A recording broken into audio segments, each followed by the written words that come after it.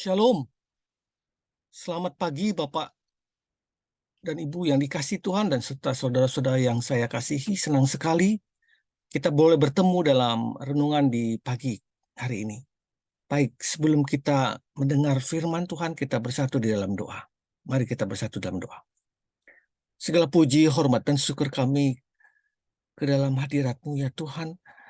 Karena pada pagi hari ini kami boleh melihat lagi Tuhan hari yang baru yang Tuhan berikan kepada kami. Bapa yang berada kerajaan surga yang maha baik. Tuhan, masuklah ke dalam hati kami. Beracaralah seluas-luasnya dalam hati kami. Agar kami boleh melangkah, berjalan, berkata-kata Tuhan sesuai dengan kehendak Tuhan di hari ini.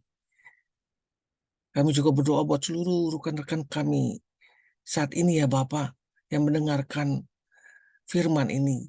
Tuhan yang memberikan kekuatan dalam menghadapi segala pergumulan kehidupan mereka. Terima kasih Bapa. Di dalam nama Tuhan Yesus kami berdoa. Amin. Memakai perkataan yang baik untuk membangun.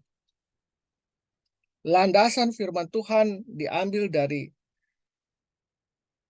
Amsal 13 ayat 3.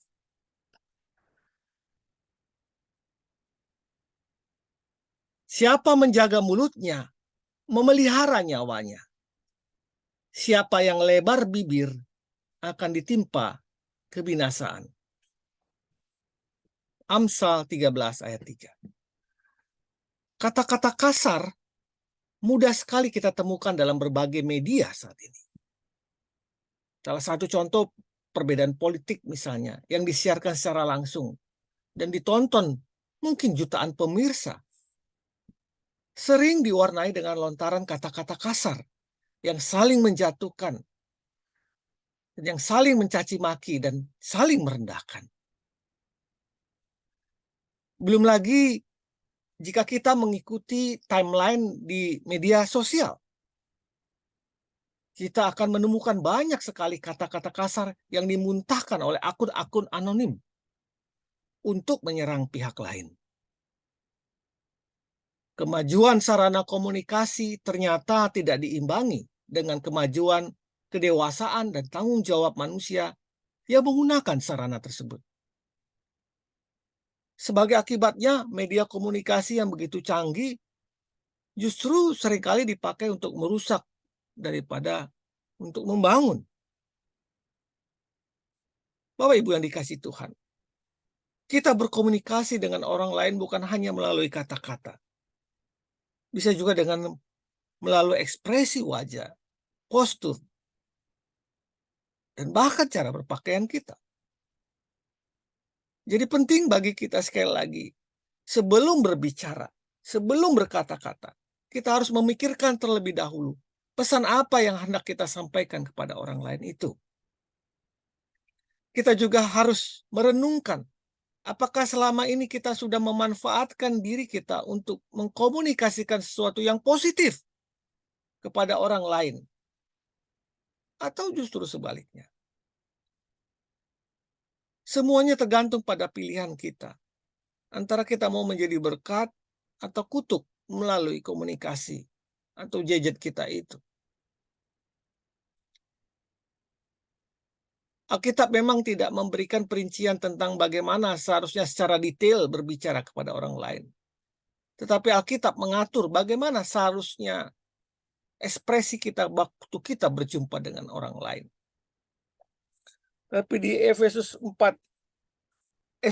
ayat 4 tadi, ayat 3 dan 4. Demikian juga perkataan yang kotor, yang kosong, atau yang sembrono. Karena hal-hal ini tidak pantas. Tetapi sebaliknya, ucapkanlah syukur. Kata-kata yang kotor, yang sembrono, ya, tidak pantas dilakukan. Paulus memberikan nasihat agar jangan ada perkataan yang kotor keluar dari mulut kita. Tetapi pakailah perkataan yang baik, perkataan yang membangun, di mana perlu supaya mereka mendengarnya beroleh kasih karunia.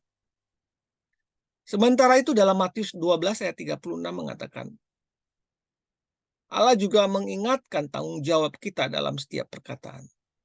Tetapi aku berkata kepadamu, Tuhan berkata, setiap kata sia-sia yang diucapkan orang harus dipertanggungjawabkannya pada hari penghakiman. Dalam kitab Amsal 13 ayat 3 yang kita baca tadi juga menasihati siapa yang menjaga mulutnya, memelihara nyawanya. Siapa yang lebar bibir akan ditimpa kebinasaan. Yang dimaksud adalah perkataan yang sembarangan dan lidah yang tak terkendali dapat merusak kebenaran, menyebabkan kita berdosa dan mempengaruhi hubungan kita dengan sesama manusia dan dengan Allah. Seorang yang sempurna akan menguasai perkataannya dengan seksama. Karena itu kita harus berdoa, memohon pertolongan dari Allah dalam mengendalikan lidah kita ini. Melalui hubungan pribadi dengan Yesus Kristus yang sungguh-sungguh, orang dapat menemukan kebebasan dari lidah ini. Kebebasan dari pesan-pesan negatif yang telah mereka terima juga. Jadi, pergunakanlah lidah kita untuk memuliakan Tuhan. Kuasailah hati kita dan berkata-katalah dengan perkataannya memberi berkat bagi orang lain. Selamat pagi. Selamat berkarya. Tuhan Yesus memberkati kita. Amin. Amin. Amin.